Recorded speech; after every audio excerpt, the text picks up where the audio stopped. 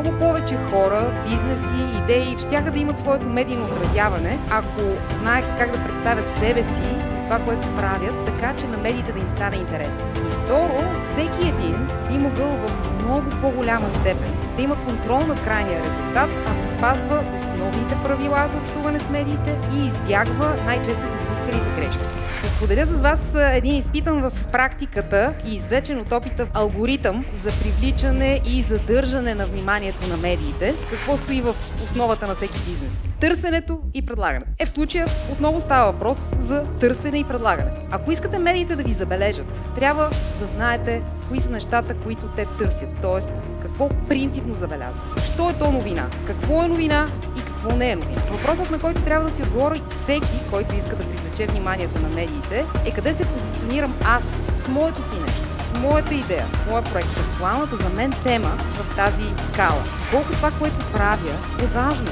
Колко хора засяга, колко силно въздействие върху живота на останалите им. Актуална ли е темата, която мен ме вълнува в момента? И имам ли история, която да разкажа? Защо историите са толкова работещ инструмент?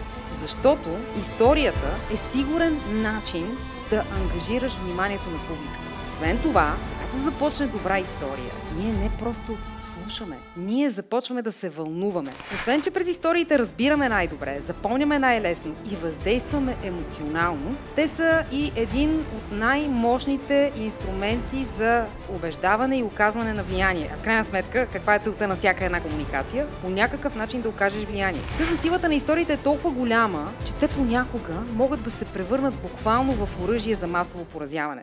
Дайте им данни и цифри, поднесете ги атрактивно. Много или малко е нещо доста относително. В зависимост от това с какво го сравниш, посланието може да е съвсем различно, въпреки че става въпрос за едно и също число. Ако ви предстои интервю и имате съмнение дали ще звучите достатъчно разбираемо, може да приложите правилото на 12-годишния племенник.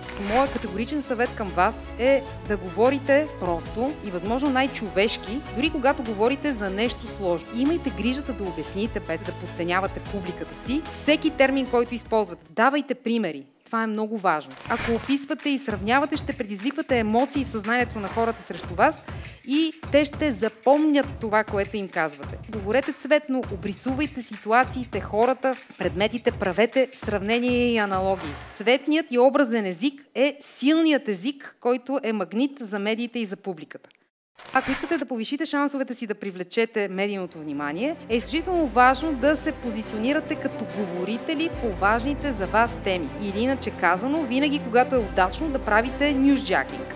Има много хора, които искат да бъдат медийни, но не правят нищо по въпроса и съответно това просто няма как да им се случи. Дори един човек да е най-добрият експерт, най-прекрасният събеседник, ако журналистите не знаят за неговото съществуване, няма как да му се обадят и да го поканят. Просто няма как да стане.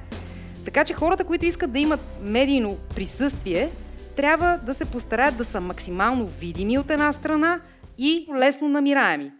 Когато се стигне до това да бъдеш забелязан и получиш покана, е изключително важно какво ще направиш с нея. Как ще се представиш по време на интервюто, за което си успял да се пребориш, какво впечатление ще оставиш. От това до голяма степен ще зависи, ще има ли последващи покани или това ще се окаже първо и последно. След като веднъж попаднеш в медиите и направиш впечатление, за теб започва да работи принципът на Мечо Пух. Колкото повече, толкова повече. Защото медиите работят в съкратени срокове и имат нужда от бързи и работещи решения.